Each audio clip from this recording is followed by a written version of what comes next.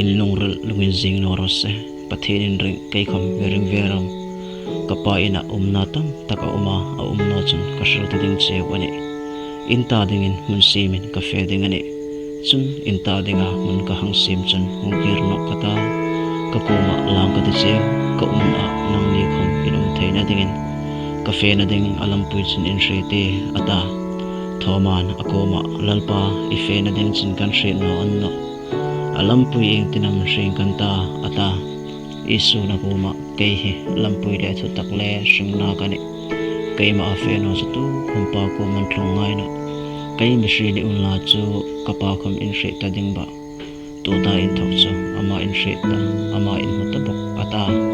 Philippine akoma lalpa pa chu kai ni min mu tar tala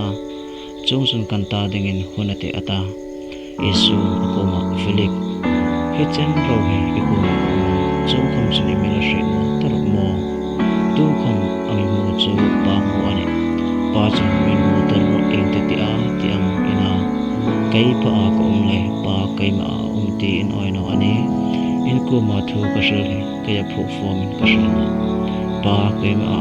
singa athil atholem lak ani kai pa a ko le kai ma pa ti merung ro an no le thil thole bek in merung ro ti tak zatan ka shel seo he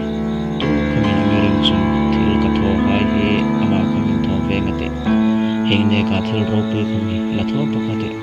pa ko ma ka fe ding lein chun ka ya minga I khamin ni ta kha chu tho pai kate pa la pa le ya choi ma ya theng na ding nang ni ka ya mingin I kham in min ni chun chu chu tho pai kate nang ni in mi mangai chun ka thu pe ghai chu zomin te chun pa ning kata ama chun khamong tu dang pe ma tu cheu chatuna in ko ma dingin chu chu tharawin dik takane khavelin chu chu an nei theino ama an huna a an shi bok no lein nang nin ama chu in shit in ko ma jing leile nang ni a ding lein fasha in fashion no ning cheu in ko ma hong no kate so no te hnunga khavelin mi munok pano ni nisin la khom nang ni chun mi mungin te kai ka hring lein nang ni khom hringin te chu ni a chun kai pa a ka dam nang ni kai ma a inum dam kai nang ni a ka dam hratangin te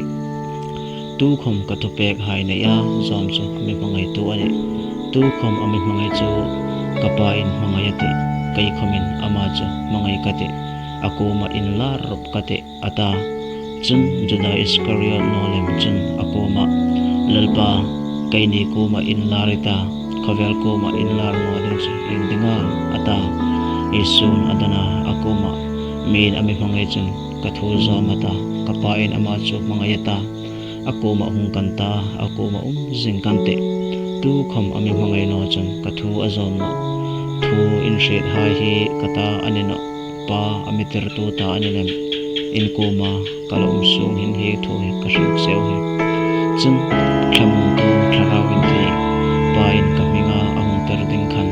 ama chun ingkim in chuk ter ati sewa in koma kashal pau pau kha in shi suk ter no ati seo thamung na kama pek seo he kaima thamung na ka pek sewa khavelin a pek ang seven ka pe no seo he in lungin zing no rose tri khom tri no rose cafe mang dingana in koma huno kate kati zi cheu kha in rita nang ne mi mangai ne na pa koma cafe ding ani lein in lom dingane pa chu kaya ne ken aro puilem sia tu hina hung thlum ma hin ka ru tu seu he ahung thlum pa in ring na dingin in koma thu shruno mang ta no ne khavel na ahung ding ani sia ama chu kai ma e khumane no nisil la kham kain pa ka mangai le pa in thu mi pe ka pa in thil ka tho ti khavel an shi na dingin ani he thoro hi taka hi so gai tiu